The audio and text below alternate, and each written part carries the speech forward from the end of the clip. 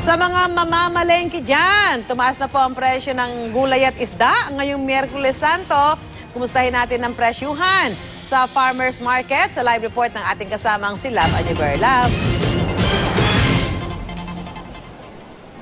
San, maraming salamat. Ito na nga mga kapuso sa mga nagbabalak ng mamalengke ngayong araw na ito. At syempre pa sa mga nagbabalak maggulay at magisda. Ito na po ang mga presyo. Ihanda nyo na po ang inyong mga camera ng inyong mga cellphone. Pwede nyo nang kuhanan. Unahin na muna natin.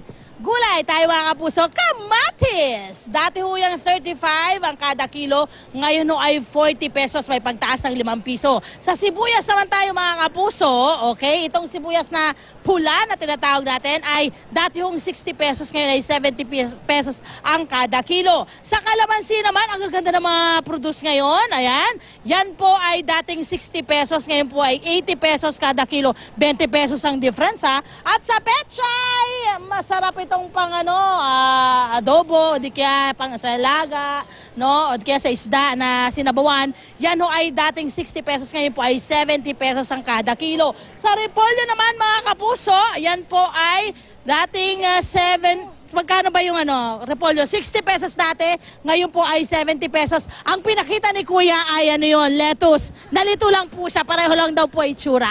Okay, ang next po ay talong. Ito na, talong po natin mga kapuso. Dati po yung 70 pesos.